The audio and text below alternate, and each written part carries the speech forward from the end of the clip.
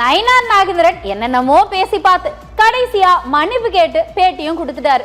இந்த பிரச்சனை ஒரு வழியா முடிஞ்சிடுச்சுன்னா திமுக கூட்டணியில இருக்கிற காங்கிரசுக்கு கை நிறைய தொகுதி வேணும், ஆட்சியில பங்கு கொடுங்கன்னு சத்தம் எப்பதான் ஓயும்னு தெரியல. மாணிக்கம் தாக்கூர் அப்பப்ப சவுண்ட் விட்டுக்கிட்டே இருக்காரு. பார்த்தாரு செல்வ பெருந்தகை. இந்த மாதிரி திமுகவை விமர்சனம் பண்ணிக்கிட்டு இருந்தா அவ்வளவுதான் எச்சரிக்கை விட்டாரு. மாநில காங்கிரஸ் தலைவரா இருக்கிறதுல எவ்வளோ கஷ்டம் பாருங்க. யாரும் பொதுவெளியில் கூட்டணியை பற்றி பேசக்கூடாது. கிளியரா ராகுல் காந்தி அவர்கள் சொல்லியிருக்கிறார், மல்லிகார்ஜுன கார்கே அவர்கள் சொல்லியிருக்கிறார், வேணுகோபால் அவர்கள் சொல்லியிருக்கார். இப்போ ராகுல்ஜியை விட மல்லிகார்ஜுன கார்கேயை விட யாராவது பெரியவங்க இருக்கிறாங்களான்னு எனக்கு தெரியல. அகில இந்திய காங்கிரஸ் கமிட்டி தலைமையும் எதான் சொல்லியிருக்காங்க, மாநில தலைமையும் எதான் சொல்றோம். பொதுவெளியில பேசுறதுக்கு என்ன இருக்கு? இவ்வளவு காலம் பேசாம இப்ப தேர்தல் நடக்கும்போது எதுக்கு இதெல்லாம் பேசணும்? பேசுவதை அவாய்ட் பண்ணணும்.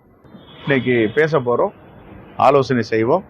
ஜனநாயகத்துக்கு முரணாக, அகில இந்திய காங்கிரஸ் வழிகாட்டுதலுக்கு முரணாக யார் நடந்தாலும் தவறு தான். செல்வ பெருந்தகை மாணிக்கம் தாகூரை கண்டிக்கிற மாதிரி பேசியிருந்தாரு. இப்ப செல்வ பெருந்தகைக்கு ஆதரவா திருவள்ளூர் எம்பி சசிகாந்த் செந்தில் என்ன சொல்லியிருக்காரு தெரியுமா? கூட்டணி மேட்டர் எல்லாம் கட்சி மேலிட முடிவு பண்ணுன்னு ஒரே போடா போட்டிருக்காரு.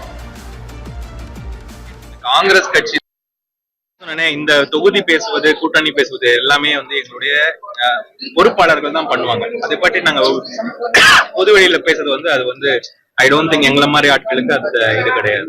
இந்த காங்கிரஸ் கட்சியில பவர் இருக்கா இல்லையான்றது மக்களுடைய ஒரு முடிவு தான். ஒரு அரசியல் கட்சிக்கு எப்பயுமே பவர் சொந்தமா வந்துடும். அந்த மக்களுக்காக அந்த அரசியல் கட்சி என்ன பண்ணுச்சு, அந்த கட்சி மேல மக்கள் எவ்வளவு பாசம் வச்சிருக்காங்க, அது மேலதான் அதோடைய பவரு. அப்படி பார்த்தா இன்னைக்கு காங்கிரஸ் கட்சி எல்லா ஊர்லயும் இந்தியால இருக்குது. எல்லா ஊரும் இந்தியால இருக்கிற எல்லா ஊர்லயும் இருக்கிற கட்சியை பார்த்து எப்படி நம்ம பவர் இருக்கான்னு கேட்கலாம். இப்படி ஒரே கட்சியில ஆதரவாவும் எதிர்வாவும் பேசுறது எங்க போய் முடியும்னே தெரியல. இதுக்கு இடையில சைலண்டா இருந்த மணிசங்கர் ஐயர் காங்கிரஸ்ல யாரும் சொல்லாத புதுகுண்ட தூக்கி போட்டிருக்காரு. இந்தியா கூட்டணி தலைமைக்கு பொருத்தமானவர் முதலமைச்சர் ஸ்டாலின். மணிசங்கர் ஐயர் அடிச்சு விட்டுருக்காரு. இந்தியா கூட்டணியை ஒருங்கிணைக்கிற திறமை முதலமைச்சர் ஸ்டாலினுக்கு தான் இருக்குன்னு வேற சர்டிபிகேட் எல்லாம் கொடுத்திருக்காரு.